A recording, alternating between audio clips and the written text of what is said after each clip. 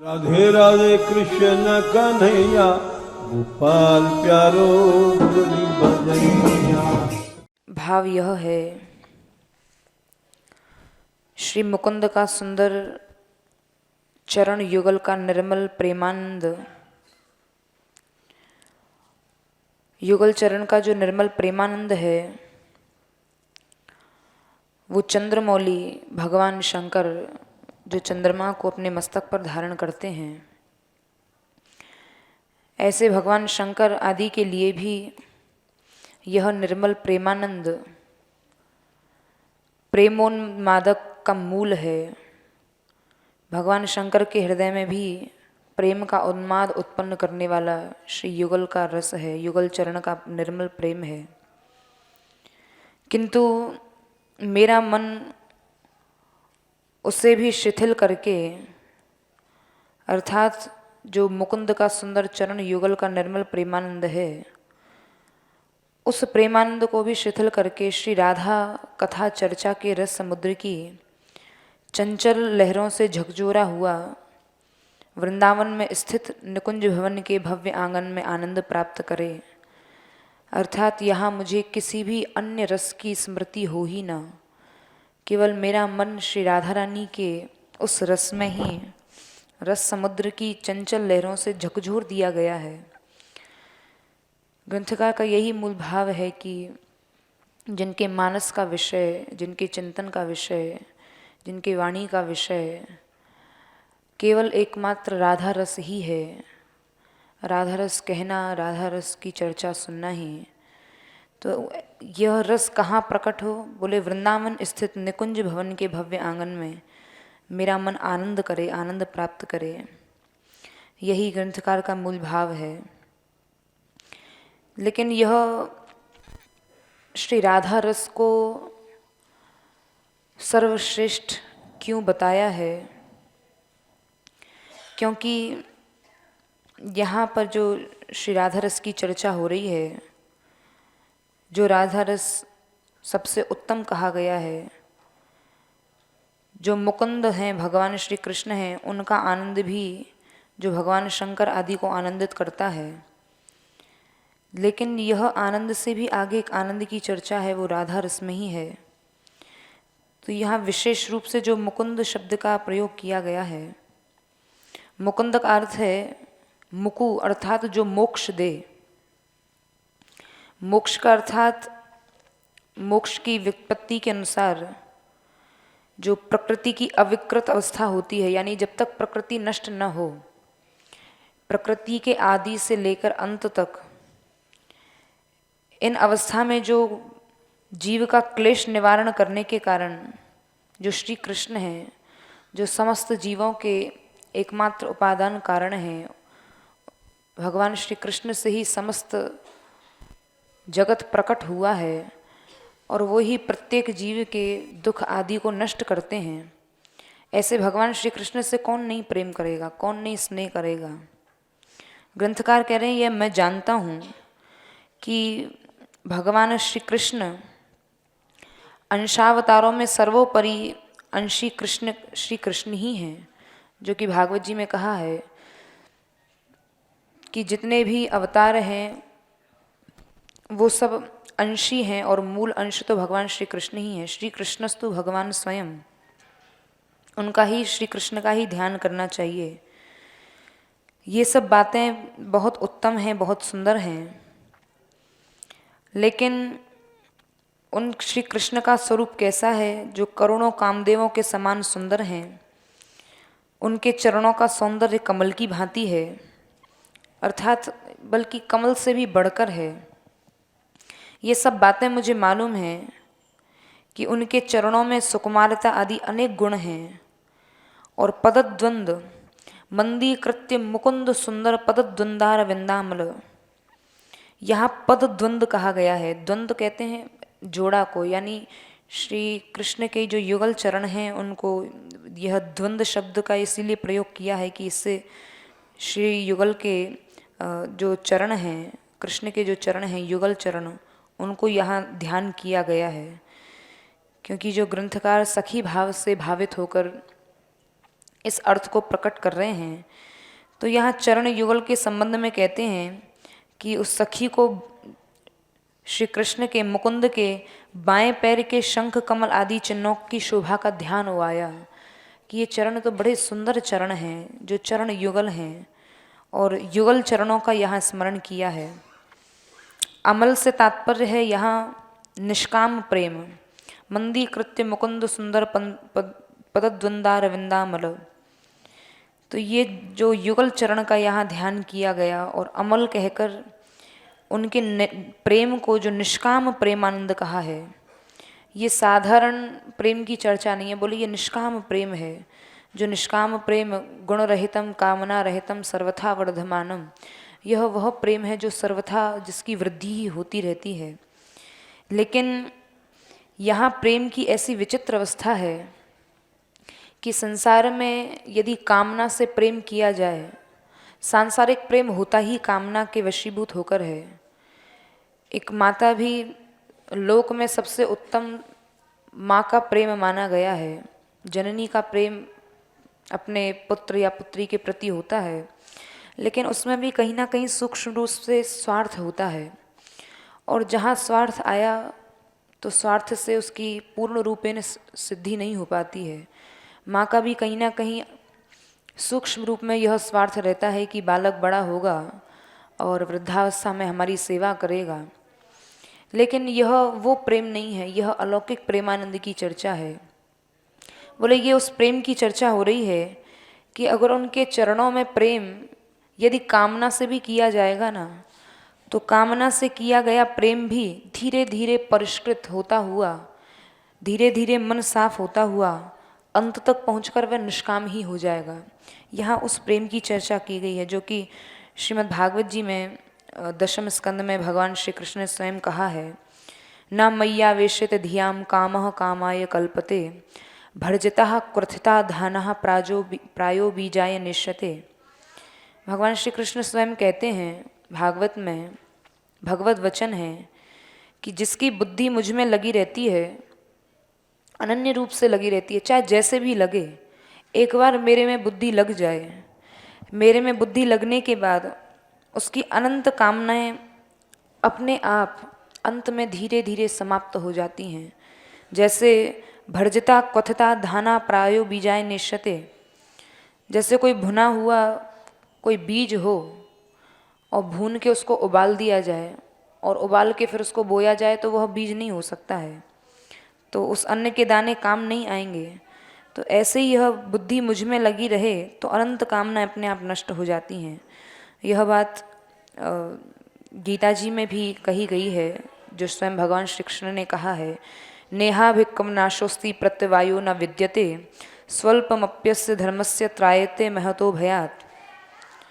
यहाँ पर इस मार्ग में जो ये भक्ति का मार्ग है, यहाँ प्रारंभ में किए गए धर्म या कार्य का नाश नहीं होता है, और इस मार्ग में न ही विघ्नों का डर कोई किसी भी प्रकार का भय रहता है। इस धर्म का यानी भगवत धर्म का थोड़ा सा अंश भी बड़े भारी भय से मनुष्य की रक्षा कर लेता है। तो ऐसी भागवत धर्म की महिमा है। जब भागवत धर्म की ही ऐसी महिमा है तो शुद्ध प्रेम का तो फिर कहना ही क्या। तो ये उसी शुद्ध प्रेम की चर्चा यहाँ ग्रंथकार ने की है, जिसको प्रेमानंद कहा है। तो यही शुद्ध प्रेम है। तो इस प्रेमानंद को भी मैं जानता हूँ। तो यहाँ प्रेमानंद को अमंद, अमंद का मतलब होता है तीव्र। इस प्रेमानंद को तीव्र करने के लिए ऐसा कहा गया है कि ये प्रेमानंद न किसी काल की बाधा में है, न किसी सीमा की बाधा में है, ये तो अखंड है और अखंड रूप से बढ़ता ही रहता है। तो ये कैसा अखंड है और ये कैसा प्रेमानंद है, किस किस को इसका आस्वादन मिला है, कौन कौन इस प्रेमानंद के अधिकारी हैं, इसका वर्णन कर रहे हैं। ग्रंथकार का भाव यहाँ यही है कि ये उस प्रेमानंद की चर्चा की जा रही है कि वो भगवान शंकर जिनके मस्तक पर जो चंद्रमा धारण किए रहते हैं, जिनके मस्तक का आभूषण चंद्रमा है, उन भगवान शंकर को भी यह कृष्ण विषयक प्रेमानंद, जो कृष्ण विषयक है, जो भगवान से जुड़ा हुआ है, श्री कृष्ण से जुड़ा हुआ है, ऐसा कृष्ण विषयक प्रेमानंद उन्मत्त बना देता है। और मस्तक पर चंद्रमा होने से भगवान शंकर सदैव अमृत रूपी मदिरा का पान करते रहते हैं। और इंदु तिलक प्रेमानंद ममंद मिंदु तिलकाद्युन्माद कंदम परम। इंदु तिलक इस अर्थ से शिव जी के ऐश्वर्यता का अनुभव होता है कि उनका कैसा ऐश्वर्य है कि जिनके मस्तक पर चंद्रमा है तो उनके महान ऐश्वर्य संपन्न होने का बोध होता है। और इंदु तिलक के बाद जो आदि शब्द का प्रयोग किया है, आदि शब्द से शिव जी के जो भगवान शंकर के जो समकक्ष हैं, जैसे भगवान शेष हैं, ब्रह्मा जी हैं, सनक सनंदन सनातन सनत कुमार हैं, श्री नारद जी हैं, उनकी भी यहाँ गणना कर ली है। अर्थात इन सब को भी वह प्रेमानंद उन्मत्त बना देने वाला है, कृष्ण प्रेमानंद। भगवान शेषनाग जो सदैव जिनके विषय में ऐसा कथानक आता है कि अपने मुख से कृष्ण नाम का उच्चारण करते हैं और उच्चारण करते करते उनको यह भी कृष्ण नाम लेते लेते उनको इतना भी अवकाश लेने का समय नहीं मिलता कि वो अपने आप को रोक सकें। और जो उनके मुख से, जो भगवान शेष के मुख से कृष्ण नाम लेते लेते उनके मुख से लार भी बहने लगती है। उनको यह कृष्ण नाम में इतना आनंद आता है कि वो अपनी उसको अंदर ले सकें, इतना भी उनको अवकाश नहीं है। तो ये ऐसा प्रेमानंद है। तो भगवान शंकर के जो समकक्ष हैं ब्रह्मा जी, सनक सनंदन सनातन सनत कुमार, नारद जी आदि भी उसकी गणना में आते हैं। उन सब के भी ऐश्वर्य का मर्दन करने वाला यह कृष्ण प्रेम है। भागवत जी में कहा है कि अक्षर ब्रह्म का जो सेवन करते हैं जो ऋषि मुनि आदि हैं, तो उन ऋषि मुनियों के भी मन और देह को आंदोलित करने वाला यह कृष्ण प्रेम है। तो फिर पूर्ण कलावतार कृष्ण के सौंदर्य के बारे में तो कहा ही क्या जाए, यह सब मैं जानता हूँ। ऐसा ग्रंथकार कह रहे हैं कि ये भगवान की महिमा, कृष्ण की महिमा को मैं जानता हूँ। उनके दृष्टिकोण से माधुर्य और मोहकता आदि सब गुण अंत में ऐश्वर्य में ही समाप्त हो जाते हैं, उन्हें वे असाधारण ही प्रतीत होते हैं। तो ऐसे उन ब्रह्मा शंकर आदि जो देव हैं, जो श्री कृष्ण के प्रेमानंद से उन्मत्त बने रहते हैं, कृष्ण का प्रेम ही उन्हें उन्मत्त बनाए रहता है। तो केवल उन्हें मोहित करने की तो बात क्या, मैं यह सब भाव जानता हूँ, लेकिन ग्रंथकार का जो मूल भाव है, जो कहना चाहते हैं कि ये जो कृष्ण विषयक जो ऐसा आनंद है जो अनिर्वचनीय है, लेकिन वो कृष्ण भी सदैव, भले ही उनका आनंद सबको आनंदित करता है, लेकिन श्री कृष्ण की आराधना से प्राप्य प्रेमानंद की पूर्णता राधा दास्य की ही अपेक्षा रखता है। अर्थात वो कृष्ण जिनके आनंद से समस्त सृष्टि आनंदित होती है, वो कृष्ण भी राधा दास्य की अपेक्षा रखते हैं। अर्थात यह सब बताते हुए कि वो कृष्ण कैसे हैं जो बड़े बड़े देवों को आनंदित करते हैं, जो कृष्ण का प्रेमानंद सब देवतागण चाहते हैं, बड़े बड़े देवतागण चाहते हैं। तो इससे यह प्रकट होता है कि कृष्ण प्रेम सर्वोपरि है, लेकिन वो कृष्ण भी श्री राधा दास्य की अपेक्षा रखते हैं। इससे राधा दास्य की उत्कृष्टता यहाँ दिखती है। तो ऐसे ही यह राधा दास्य की अपेक्षा श्री कृष्ण सदैव मन में रखते हैं। मेरा मन किसी निकुंज मंदिर के आंगन में रमता रहे, राधा दास से मपास्य, जो इस पद्य में कहा गया है कि राधा दासता से दूर रहकर जो व्यक्ति गोविंद के प्रेम को प्राप्त करने का प्रयास करता है, यह श्रीमद् राधा सुधानिधि में कहा है कि गोविंद के प्रेम को प्राप्त करने का प्रयास करता है और राधा की दासता को दूर रहकर, तो वह तो ऐसे मानो जैसे बिना पूर्णिमा के चंद्र से कोई परिचित होना चाहता है।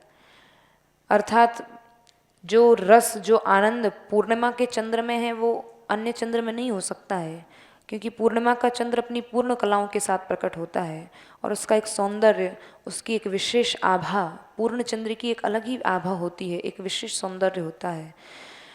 तो अगर कृष्ण प्रेम को यदि कोई चाहता है केवल, राधा दास्य को छोड़कर, तो वह ऐसे ही है जैसे बिना पूर्णिमा के चंद्र से कोई परिचित होना चाहता है। कि पूर्ण प्रेम के पात्र श्री कृष्ण को भी राधा प्रेम की सदैव अपेक्षा है।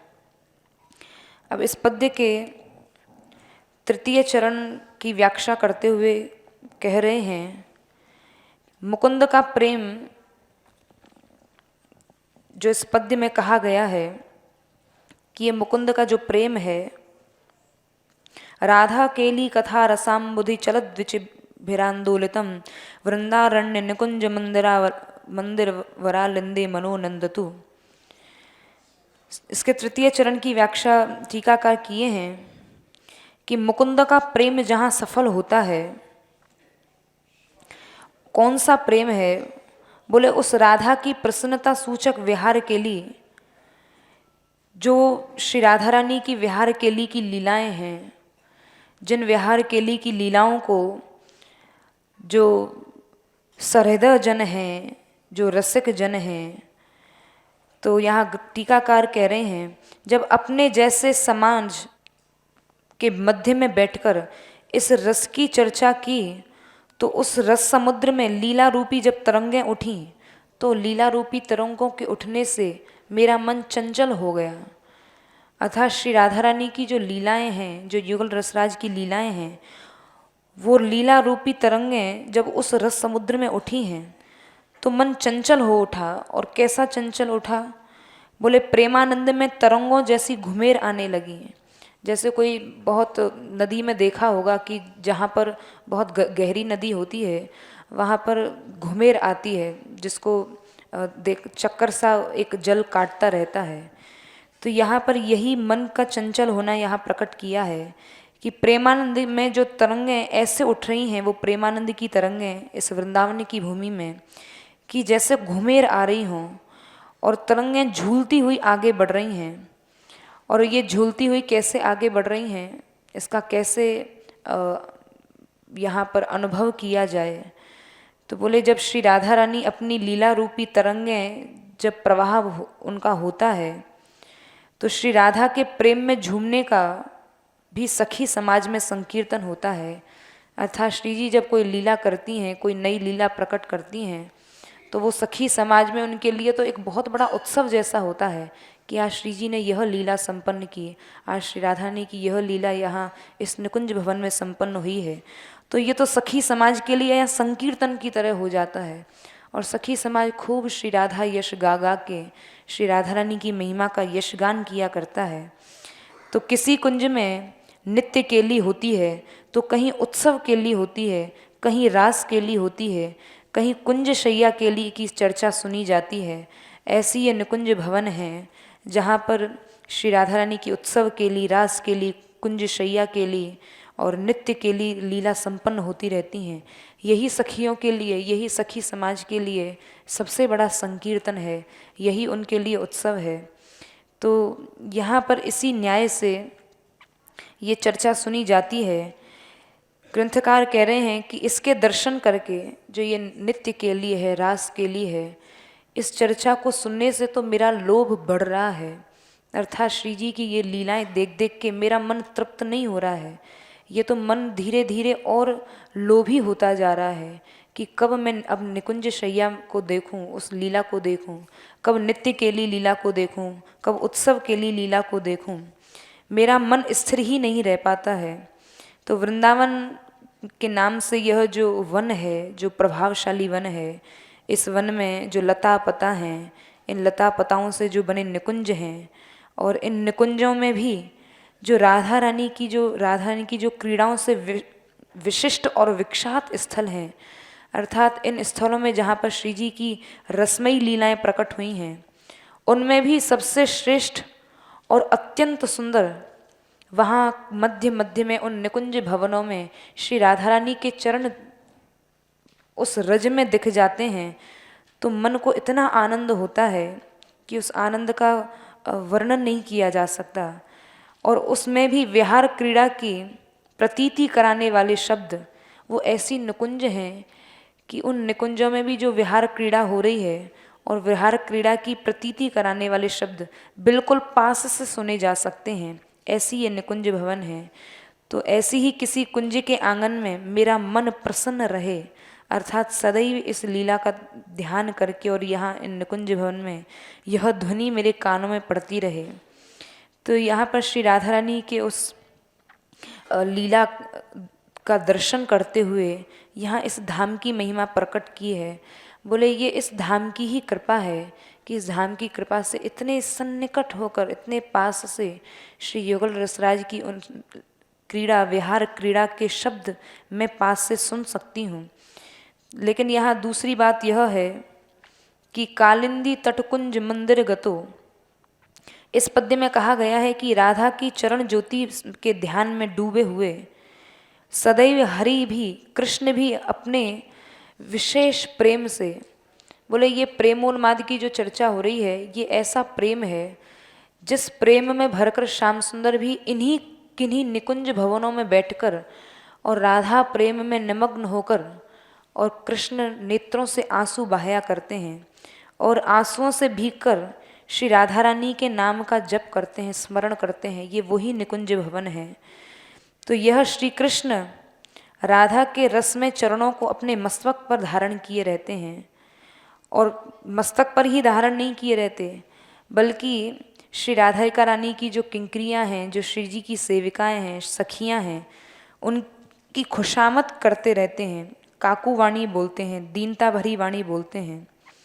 तो ऐसे जो कृष्ण हैं, जो भगवान शंकर ब्रह्मा आदि से भी प्रशंसित हैं, लेकिन वो ब्रह्मा शंकर आदि से भी प्रशंसित होने के बाद भी अपने उस ऐश्वर्य में स्वरूप को भूलकर श्री राधिका रानी के ही चरणों का सदैव स्मरण करते हुए देखे जाते हैं। तो ऐसी जहाँ श्री राधा रानी के चरणों की महिमा है, तो उस आनंद की महिमा का क्या वर्णन किया जाए। तो इसका मतलब यह नहीं समझना चाहिए कि राधा रानी के प्रेमोन्माद की तुलना में जो श्री कृष्ण का प्रेम है वो प्रेमानंद कमज़ोर पड़ गया है, ऐसा नहीं है। श्री कृष्ण के मन की किसी भी प्रकार की, उनको ऐसा नहीं है कि उनके सामने उनकी महिमा कम हो गई या उनको झुंझलाहट होती हो। बोले यहाँ स्पष्ट कह दिया, जो श्रीमद् राधा सुधानिधि में जो 154वां श्लोक है उसमें वर्णन आता है, जो श्री राधा नाम की महिमा का वर्णन है। अनुलक्ष्यानन्तानपि सदपराधान मधुपते महाप्रेमाविष्ट स परम देयम विमृशति तवैकम श्रीराधे गृणत इह नामामृतम रसम महिम्नः कह सीमाम स्पृशति तब दासैक मनसाम। इस पद्य में स्पष्ट कहा गया है कि जो व्यक्ति श्री राधा नाम लेता है, हे श्री राधे, केवल आपका नाम लेने वाले सत्पुरुषों के अनंत अपराधों पर बिना ध्यान दिए आपके प्रेम रस में मग्न कृष्ण यह सोचते हैं कि ये जिसने राधा नाम लिया है, मैं इस व्यक्ति को क्या दे दूं, मेरे पास क्या है कि आपकी सेवा में अनन्य भाव से तत्पर भक्तों की महिमा सीमा रेखा तक भी कोई फटक नहीं सकता है। अर्थात श्याम सुंदर अपने आप तक को भी लुटाने का, न्यौछावर करने की सामर्थ्य रखते हैं। किसको? उसके अनंत अपराधों को भूलकर जो कोई राधा नाम ले। तो जहाँ ऐसी राधा नाम की महिमा है और श्याम सुंदर की स्वयं की ऐसी निष्ठा है, तो वो क्या कभी ऐसा सोच सकते हैं कि मेरी महिमा कम हो गई या राधा नाम की महिमा अधिक हो गई? ऐसा कभी नहीं है। तो इससे यही निष्कर्ष निकलता है कि श्री कृष्ण अपने भजन करने वाले से इतना प्रसन्न नहीं होते हैं जितना श्री राधिका रानी के भजन करने वाले से प्रसन्न होते हैं, क्योंकि वही श्रेष्ठ है। तो यहाँ आंदोलितम का यही आशय है इस पद्य में कि धारा में पड़ी हुई जैसे कोई चीज़ नदी में आंगन, उसके नदी के पुलिन रूपी आंगन में लुढ़कती रहती है, उसी प्रकार की किसी लता मंदिर में, यहाँ वृंदावन में जो लता मंदिर हैं, उन लता मंदिर के आंगन में लौटते हुए मुझे भी आनंद मिलता रहे। वैसा आनंद, ये कौन सा आनंद है? बोले ये उस आनंद की चर्चा यहाँ ग्रंथकार कर रहे हैं। बोले यह आनंद वो आनंद है जो विशाल ऐश्वर्य के भोग अर्थात त्रिलोकी की संपत्ति भी सामने आ जाए, बड़ी बड़ी संपत्तियाँ भी सामने आ जाए, चाहे भगवान मोक्ष ही देने क्यों ना आ जाएं, अनंत ऐश्वर्य के भोग साम्राज्य मिलने पर भी वह आनंद नहीं मिल सकता है जो यहाँ की कुंज भवनों की गलियों में लौटते हुए मुझे यहाँ आनंद मिलेगा, क्योंकि ये वही कुंज भवनें हैं जिन कुंजों की कृपा से श्री राधा रानी के उस निकुंज, नित्य निकुंज, निभृत निकुंज, एकांत रस का आस्वादन सहज में ही मिल जाया करता है। तो इस प्रकार यहाँ ग्रंथकार ने राधा स्थित पूर्ण रति का यहाँ इस पद्य में वर्णन किया है। जय श्री राधे। श्री राधा मानवेरी लाल श्री श्री बाबा महाराज के श्री चरणों में प्रणाम। श्लोक संख्या 143। राधा नामैव कार्यम यनुदिन मिलितं साधनाधीश कोटि त्याज्यो नीराज्य राधा पद कमल सुधाम सत्पमर्थाग्र कोटि राधा पादाब्ज लीला भुवि जयति सदा मंद मंदार कोटि श्री राधा किंकरीणाम लुठति चरणयो तत्बुधा सिद्धि कोटि।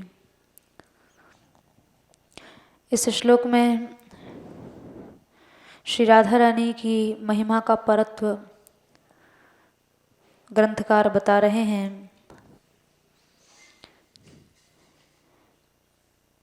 यदि श्री राधा नाम श्रवण कीर्तन आदि के रूप में मिल जाए तो उसके लिए करोड़ों करोड़ों कल्याणकारी श्रेष्ठ साधन भी छोड़ दिए जाएंगे।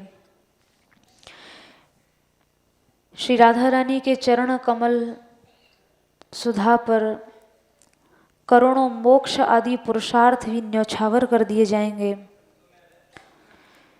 श्री राधा चरण कमल की लीला भूमि श्री वृंदावन में अत्यंत वैभव संपन्न करोड़ों करोड़ों कल्प वृक्ष जहाँ विराजमान रहते हैं तथा श्री राधा रानी की किंकरी के श्री चरणों में अद्भुत करोड़ों सिद्धियां लौटती रहती हैं।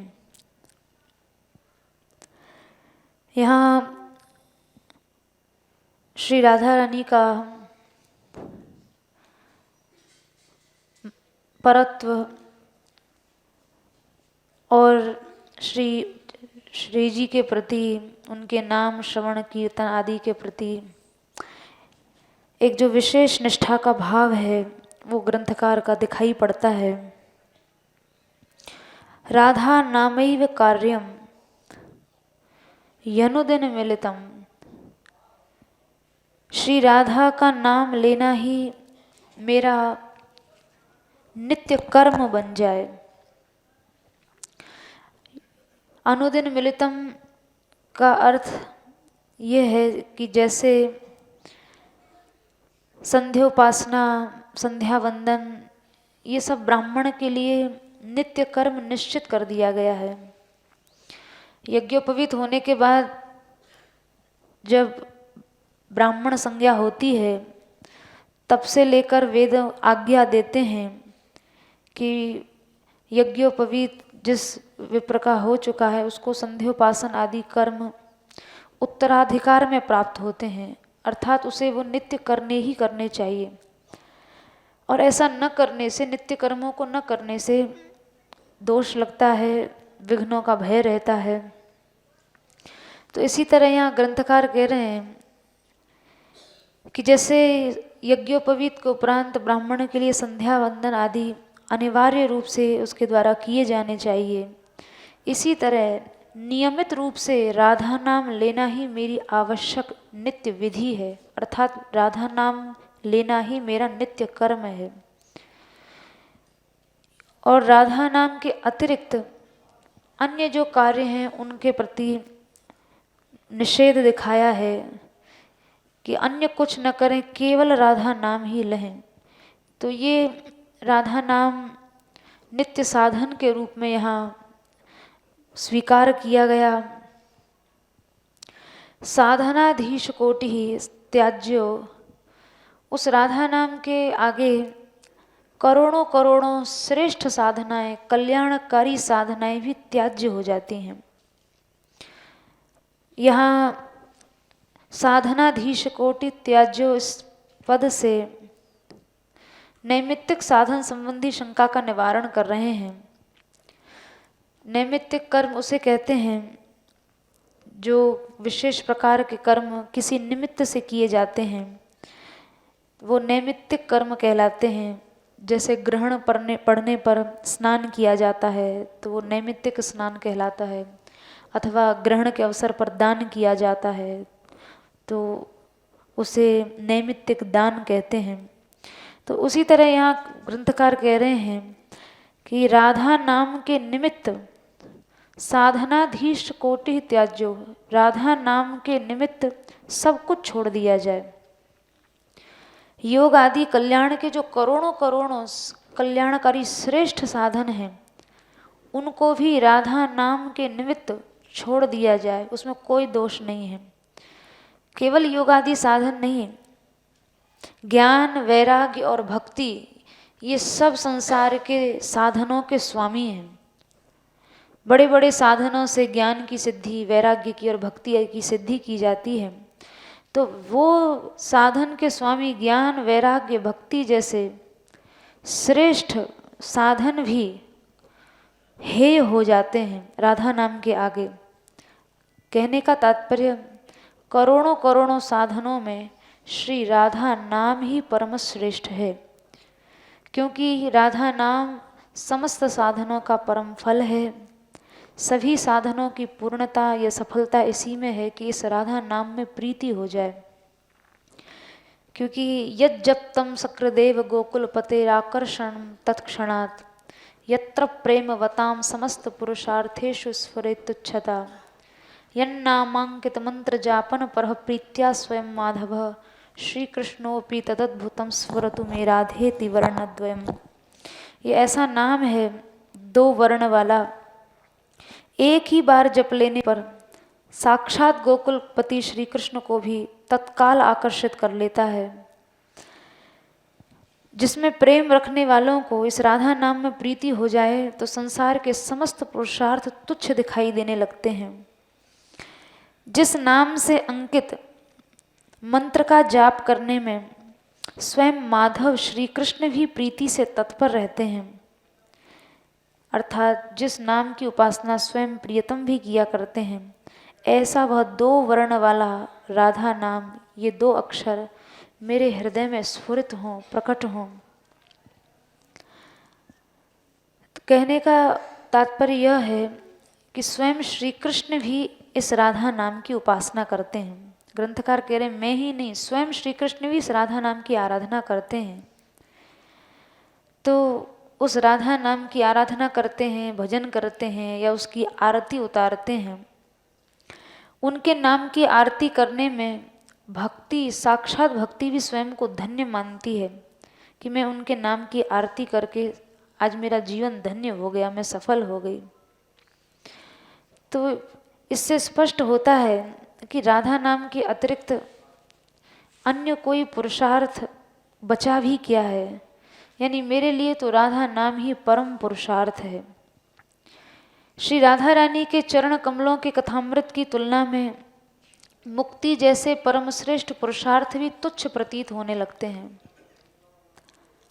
राधा पद कमल सुधाम सत्पुमार्थग्र कोटि, मुक्ति जैसे पुरुषार्थ भी श्री राधा रानी की कथामृत के आगे अत्यंत तुच्छ प्रतीत होते हैं। और जब मुक्ति भी तुच्छ लगने लग जाए तो सांसारिक भोग आदि को पुरुषार्थ के रूप में चाहेगा ही कौन, अर्थात उसके आगे सांसारिक भोगों की क्या सत्ता रह जाएगी।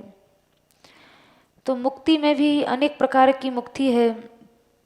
मुक्ति से भी आगे के जो पुरुषार्थ हैं जिसमें वैकुंठ आदि धामों की प्राप्ति हो जाती है, जहाँ भगवान सच्चित आनंद स्वरूप से विराजमान रहते हैं, ऐसे वैकुंठ आदि नित्य धाम भी करोड़ों करोड़ों की संख्या में मिलें, यानी एक दो वैकुंठ नहीं, करोड़ों करोड़ों वैकुंठ भी प्राप्त हों तो उनको भी छोड़ देना चाहिए।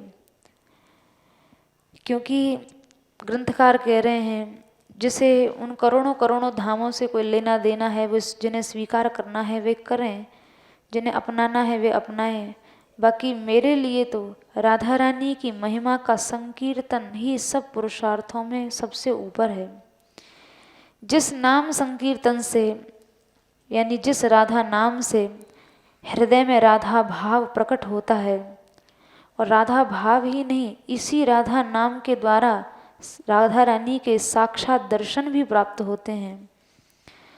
जैसे श्रीमद् भागवत जी में कहा है तो सत्संग महिमा के विषय में, तुलयाम लवे नापि न स्वर्गम ना पुनर्भवम भगवत संगी संगस्य मर्त्यानाम की मुताशिष।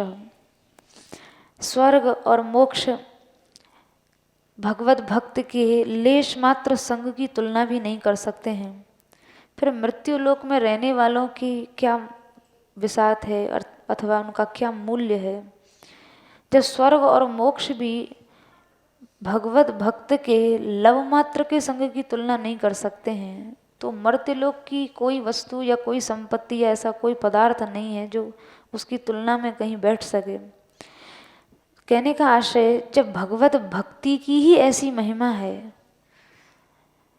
तो फिर श्री राधा रानी की आनंदमयी कथा वार्ता के विषय में तो कहना ही क्या है। अर्थात इस श्लोक को उदाहरण के रूप में देकर यहाँ ये समझाना चाहते हैं कि एक भक्त जिसमें भक्ति की महिमा है, भक्ति की महिमा के कारण जिसकी महिमा है, उसके लव मात्र के संग में भी स्वर्ग और अपुनर्भव मोक्ष तुलना में नहीं बैठ पाता है। फिर साक्षात श्री राधा रानी की आनंदमयी कथा वार्ता के विषय की तुलना इन सब चीज़ों से संभव ही नहीं है। तो इस तरह से जो पद्य का पूर्वार्ध है, राधा नामैव कार्यम यहनुदिन मिलितम साधनाधीश कोटि त्याज्यो निराज्य राधा पद कमल सुधाम सत्पुमार्थग्र कोटि। इसमें श्री राधा नाम और राधा रानी की कथा की व्याख्या ग्रंथकार ने की कि उस नाम कीर्तन के आगे करोड़ों करोड़ों श्रेष्ठ साधन भी छोड़ दिए जाएं और राधा रानी की पद कमल सुधा अथवा श्री राधा रानी की दिव्य कथा पर करोड़ों करोड़ों मोक्षादि पुरुषार्थ भी न्योछावर कर दिए जाएं। तो यहाँ ग्रंथकार ये स्पष्ट कर रहे हैं कि राधा नाम ही मेरा परम साधन है, क्योंकि योग आदि सब साधन राधा रानी के नाम की आरती उतारते हैं। उन श्री राधा रानी के चरणों में प्रीति करना ही मेरा परम पुरुषार्थ है, क्योंकि बड़ी बड़ी मुक्ति आदि पुरुषार्थ भी उसकी आरती उतारते हैं। तो राधा नाम ही साधन है और राधा नाम ही मेरा परम पुरुषार्थ भी है। अर्थात साधन भी श्री राधा नाम है और साध्य भी श्री राधा नाम ही है, क्योंकि राधा नाम ही ऐसा साधन है जो साधनों में सर्वोपरि है और श्री राधा रानी के चरणों में प्रीति ही वो परम पुरुषार्थ है जिसके आगे सभी पुरुषार्थ तुच्छ हैं। कुछ लोग कल्प वृक्ष को ही पुरुषार्थ मान लेते हैं, तो ग्रंथकार कह रहे हैं, राधा पादाब्ज लीला भुवि जयति सदा मंद मंदार कोटि। कल्प वृक्ष को जो लोग पुरुषार्थ समझ लेते हैं तो बोले राधा रानी के चरण कमल की लीला। कैसे चरण कमल हैं, जिन चरणों से श्री राधा रानी कभी मत गजनी की तरह चलती हैं तो कभी हंसनी की भांति चलती हैं, और उस गति में, उस पदविन्यास में या उस विलास क्रिया में जब श्री जी के चरणों के नूपुर झंकृत होते हैं, जिस भूमि में, वो भूमि है श्री वृंदावन, जहाँ श्री राधा रानी के चलते समय नूपुर झंकृत होते हैं, बजते हैं और मत गजनी और हंसनी की चाल से श्री जी चलती हैं। ऐसी वह श्री वृंदावन की भूमि समस्त उत्कर्ष के साथ सदैव विराजमान रहती है। उस समय उसका उत्कर्ष क्या है, तो बोले मंद मंदार कोटि। करोड़ों करोड़ों कल्प वृक्ष भी उस श्री वृंदावन की भूमि के सामने उस समय एकदम फीके पड़ जाते हैं। राधा रानी के उत्कर्ष की तुलना में वैभव में करोड़ों करोड़ों कल्प वृक्षों का वैभव मलिन हो जाता है।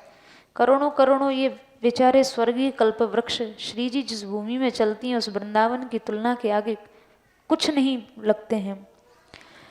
दूसरा, श्री राधा रानी जिस वृंदाटवी में चल रही हैं, विचरण कर रही हैं, और उस समय उन लीलाओं के द्वारा जो विविध भावों का उद्रेक हो रहा है और उससे जो आनंद की प्राप्ति हो रही है, उस आनंद को ये बेचारे कंगाल कल्पवृक्ष भला कैसे दे सकते हैं। क्योंकि वृंदावन की भूमि जो आनंद श्री जी के लीला विलासों का देती है दर्शन प्रदान करते हुए, वह सुख वह आनंद देने की इस बेचारे स्वर्गीय कल्पवृक्ष में कहाँ सामर्थ्य है। तो कल्पवृक्ष की तुलना इस वृंदावन की भूमि से कहीं संगति बैठती नहीं है। भुवि माने इस पृथ्वी पर, यानी इसी भूमि की, कोई और भूमि की बात नहीं कर रहे हैं, यही भूमि जो हमें दिखाई पड़ रही है, जिसका आश्रय लिए हुए हैं। तो भुवि शब्द से इसी वृंदावन भूमि के माधुर्य को यहाँ ग्रंथकार प्रकट करना चाहते हैं कि मैं जिस माधुर्य या जिस वैभव की बात कर रहा हूँ, जिसके आगे ये करोड़ों करोड़ों कल्प वृक्ष भी अत्यंत तुच्छ हैं, वो भूमि अन्यत्र नहीं है, वो यही भूमि है जो सामने दिखाई पड़ रही है। श्री राधा पादाब्ज लीला भुवि जयति, जिस रस का आस्वादन इसी भूमि में किया जा सकता है या इसी भौम वृंदावन में किया जा सकता है, ये स्वर्ग में करोड़ों करोड़ों कल्प वृक्षों से भी प्राप्त होना नितांत असंभव है। केवल इसी वृंदाटवी में, इसी भूमि में उस रस की प्राप्ति की जा सकती है। दूसरा भाव टीकाकार कहते हैं, सदा मंद मंदार कोटि, इस पद का कि सदा अमंद मंदार कोटि, इस तरह से संधि विच्छेद करते हैं और राधा पादाब्ज लीला का उसको विशेषण मान लेते हैं। यानी राधा रानी के चरणों की लीला का विशेषण है सदा अमंद मंदार कोटि। अर्थात कैसी लीला है राधा रानी की? सदा अमंद मंदार कोटि राधा चरण कमलों की लीला है। यानी काल की सीमा से परे होने के कारण जिनकी सत्ता कल्प के अंत तक नित्य रूप से बनी रहती है, ऐसे करोड़ों करोड़ों कल्प वृक्ष श्री राधा रानी में निहित रहते हैं। कल्प पर्यंत स्थित रहने के कारण ही यहाँ उन्हें अमंद कहा गया है। राधा रानी के चरण कमल की लीला करोड़ों करोड़ों कल्प वृक्षों के समान है, क्योंकि कल्प वृक्ष की भांति लीला भी सखियों के सब मनोरथों को पूर्ण करती है। जैसे कल्प वृक्ष के विषय में प्रसिद्ध है कि कल्प वृक्ष मनोवांछित वस्तु प्रदान करता है, ऐसे ही करोड़ों करोड़ों कल्प वृक्षों के समान राधा रानी के चरण कमलों की लीला है, जो सखियों के लिए कल्प वृक्ष का काम करती है। अर्थात वे जैसा चाहती हैं वो सब अभीष्टों को पूर्ण करने वाली राधा चरण कमल की लीला है। तो ऐसी चंचल गति वाली प्रीति प्रधान चरित्र जिनके हैं, ऐसी जो नूपुरों की झनकार करते हुए वृंदावन में घूम रही हैं, ऐसी उन श्री राधा रानी का मैं कब दर्शन करूंगी, वे मुझे कब दिखाई पड़ेंगी। अब यहाँ एक शंका उठाई है कि राधा रानी का नाम और उनके चरणामृत की लीला का प्रभाव जैसा वर्णन किया है ग्रंथकार ने इस श्लोक में, कि जिसके आगे बड़े बड़े कल्याणकारी साधन भी तुच्छ हैं और बड़े बड़े पुरुषार्थ भी तुच्छ हैं, तो ये सत्य ही है। यानी राधा रानी के नाम की और चरणामृत की इस लीला का जो महात्म्य है ये सत्य ही है। लेकिन उनकी दासियाँ किसी एक पुरुषार्थ को, मुक्ति है या वैकुंठ आदि धाम है, यदि उसे अपना लें तो इसमें उनकी हानि क्या हो जाती है? क्योंकि जहाँ तहाँ उनका निराकरण ही किया गया है, उनकी एक प्रत्यक्षानता दिखाई पड़ती है। तो यदि इन पुरुषार्थों को ये राधा रानी की दासी स्वीकार कर भी लेंगी तो इसमें उनकी हानि क्या है? अथवा वैकुंठ आदि में धामों में जो सिद्ध स्वरूप से पार्षद विराजमान रहते हैं, नंद सुनंद आदि भगवान की नित्य सेवा में विराजमान रहते हैं, ऐसे ही ये सखियां भी इन सब सुंदर सिद्धियों को स्वीकार कर लें, नित्य धाम में इनकी भी एक उपस्थिति हो जाए, तो इसमें हानि क्या होती है? तो इस पर कहते हैं कि उन्हें स्वीकार करने की आवश्यकता हो तब न स्वीकार करें। अरे करोड़ों करोड़ों आश्चर्यजनक सिद्धियां तो राधा रानी की सेविकाओं के चरणों में ही लौटती रहती हैं, तो उन्हें इसे स्वीकार करने के लिए कहीं जाने की या किसी यत्न की क्या आवश्यकता है? और वे रिद्धि सिद्धियाँ श्री जी की दासियों के चरणों में इस कामना से लौटती हैं कि ये सेविकाएं हमें अपना लें, इसलिए बारंबार उनके चरणों में पड़ती हैं। किंतु श्री राधा रानी की सखियाँ उनका ये कह के आदर पूर्वक तिरस्कार कर देती, ये कह के उनको इनकार कर देती हैं कि हमारे लिए तो 6 प्रकार की सेवा वृत्ति ही सबसे बड़ी सिद्धि है, अर्थात हमारी रस साधना में आपका कोई उपयोग नहीं है, हम आपका किस तरह उपयोग करें, हमारी रस मार्ग में आपका कोई उपयोग नहीं है, हमारे लिए तो श्री राधा रानी की सेवा ही सर्वस्व है। इसलिए अहो रसिक शेखर इस श्लोक में यहाँ ग्रंथकार ने ये भाव दिखाया है कि स्वयं श्री कृष्ण भी राधा रानी की कृपा पाने के लिए बिना किसी संकोच के सखियों की वंदना करते हैं, उन श्री राधा रानी की प्रेयसियों के चरणों में सिर रखते हैं। जहाँ राधा रानी के चरणों की ऐसी महिमा है, जहाँ श्री कृष्ण भी निसंकोच भाव से उनकी दासियों के चरणों में गिर रहे हैं, तो वहाँ ये रिद्धि सिद्धि ये सब इससे बढ़कर और अपना क्या प्रभाव दिखाएंगी, इनमें क्या प्रभाव है, अर्थात कुछ नहीं। तो सिद्धि कोटि अद्भुत, यहाँ जो ग्रंथकार ने श्लोक में कहा है कि करोड़ों करोड़ों वे सिद्धियाँ भी छोड़ दी जाती हैं, करोड़ों करोड़ों सिद्धियाँ भी उनके चरणों में लौटती हैं। श्री राधा किंकरीणाम लुठती चरणयोः अद्भुता सिद्धि कोटि। तो करोड़ों करोड़ों जो सिद्धियां हैं, जैसे श्रीमद् भागवत जी में भी एकादश स्कंध में 8 श्रेष्ठ सिद्धियों के नाम अणिमा आदि गिनाए हैं, लेकिन साथ ही ये भी बताया है कि ये सब जो सिद्धियां हैं ये भक्ति मार्ग में एक विघ्न ही है, दोष ही है। फिर प्रेम का जो प्रशंसनीय राज्य है, वहाँ तो सखियाँ इन सिद्धियों की ओर दृष्टि उठाकर भी नहीं देखती हैं, क्योंकि जब भक्ति मार्ग में ही इनको दोष बता दिया गया है, तो प्रेम के प्रशंसनीय राज्य में तो भला ये सखियाँ इनकी ओर ध्यान भी क्यों देंगी।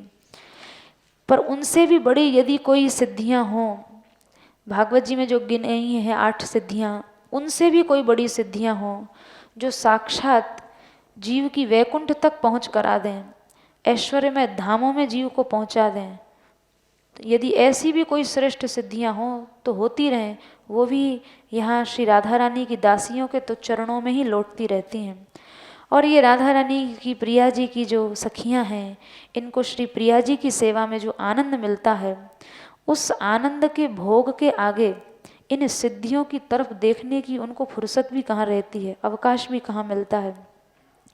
इसलिए कहा भी है, त्रिभुवन विभव हेतवेप्यंकुंठ स्मृतिरजितात्म स्वरादिभिर्विमृग्यात् न चरति भगवत पदारविंदाल्लव निमिषार्धम अपि स वैष्णवाग्रह। उसी को सर्वश्रेष्ठ वैष्णव के रूप में देखा गया है, जो अपनी स्मृति को यथावत रखते हुए जरा भी कुंठित न होने दे, और 1 2 नहीं 3 लोकों का ऐश्वर्य मिलने के बाद भी, कैसा ऐश्वर्य जिसे अजितेंद्रिय देवता भी चाहते रहते हैं, और वह 3 लोकों का साम्राज्य वैभव पाने के बाद भी भगवान के चरण कमलों से आधे पल के लिए भी जिसकी स्मृति कुंठित न हो, इधर उधर न हिले, उसी को वैष्णवों में सर्वश्रेष्ठ वैष्णव कहा है। तो जब भगवान के चरण कमलों की भक्ति या उसकी स्मृति में ही ऐसी महिमा है, तो फिर राधा रानी के चरण कमल की लीला के विषय में तो कुछ कहा ही नहीं जा सकता है। इसलिए श्री जी के चरण कमलों के रस की तुलना में अष्ट सिद्धियों को रखना भी ऐसा है जैसे सूर्य लोक में रहने वाले निवासियों को दीपक दिखाना। जो सूर्य लोक में ही रह रहा है उसको दीपक दिखाने का क्या प्रयोजन होता है। पद्म पुराण में भी भगवत भक्तों की महिमा के प्रसंग में सिद्धियों के संबंध में कहा है कि देवता जब भागवत महात्म्य वर्णन मिलता है, अमृत कलश लेकर पहुँचे हैं सुखदेव जी के पास विनिमय करने के लिए, तो वहाँ सुखदेव जी ने उनका विशेष कोई आदर नहीं किया है कथामृत के आगे। इसी प्रकार सिद्धियाँ भी अपने ऐश्वर्य की भेंट लेके राधा रानी की दासियों के पास दासीत्व की कृपा की भीख मांगने के लिए आती हैं।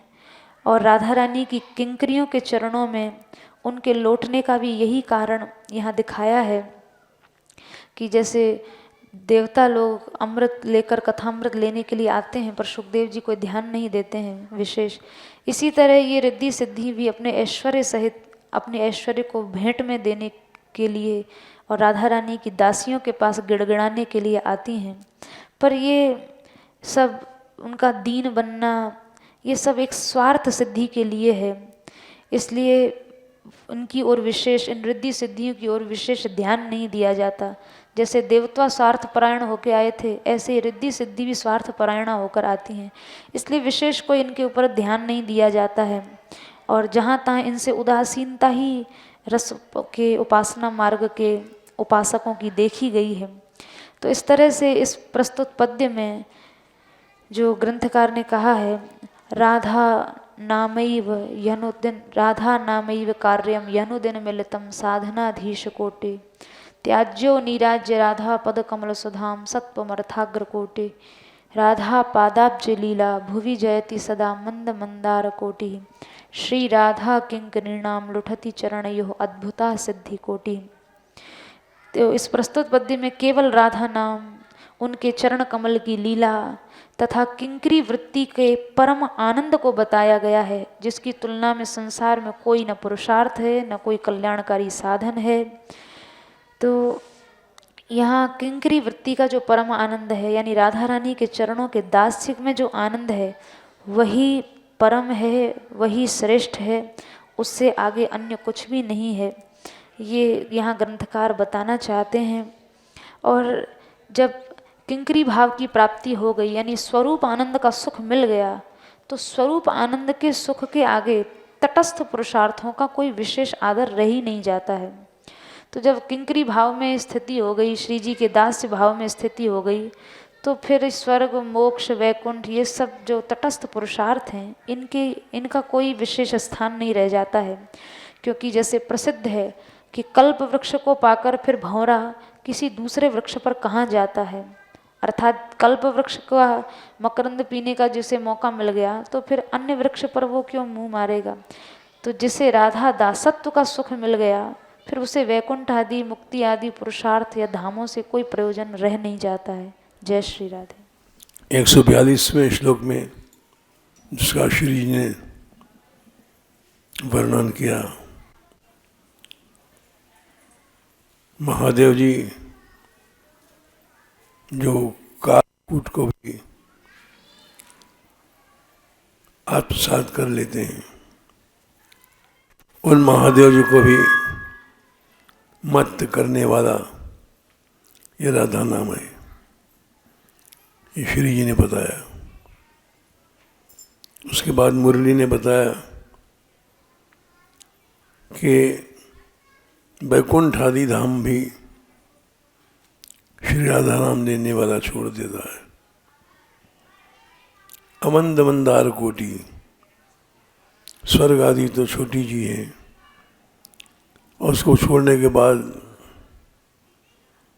अद्भुत सिद्धियाँ करोड़ों आती हैं और उनको राधा रानी की किंकरियाँ छोड़ देती हैं।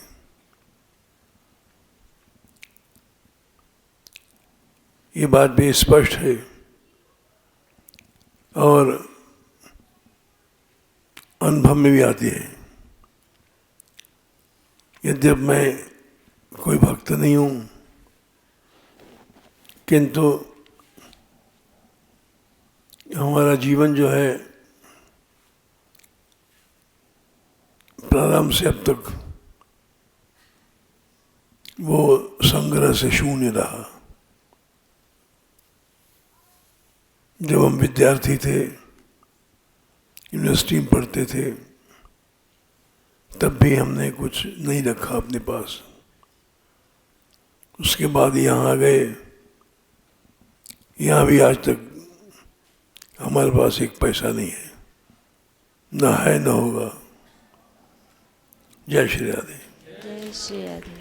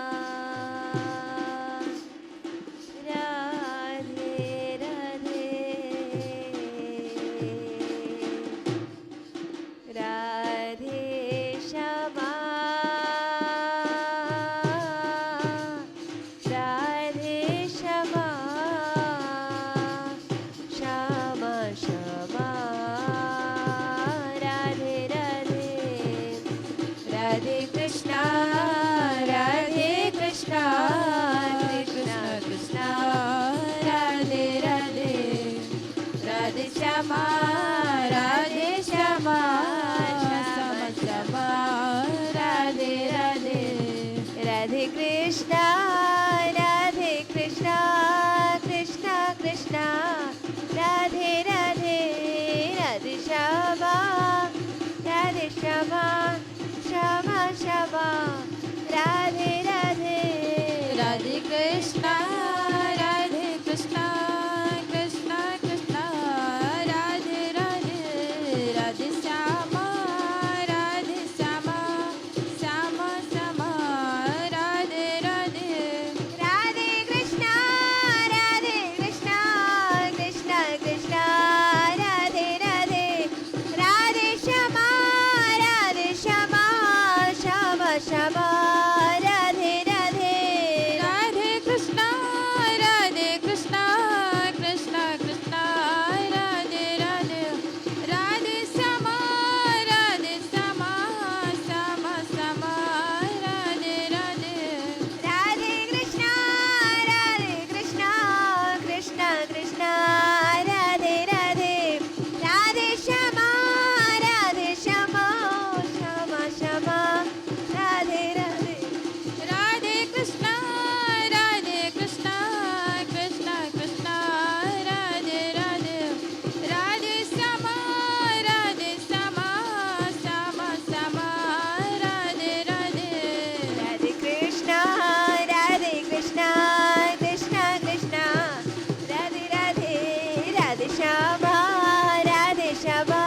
श्यामा श्यामा राधे राधे राधे कृष्णा कृष्णा कृष्णा कृष्णा राधे राधे राधे श्यामा श्यामा श्यामा श्यामा राधे राधे कृष्णा कृष्णा राधे राधे राधे श्यामा श्यामा श्यामा राधे राधे राधे कृष्णा कृष्णा कृष्णा राधे राधे राधे श्यामा श्यामा राधे राधे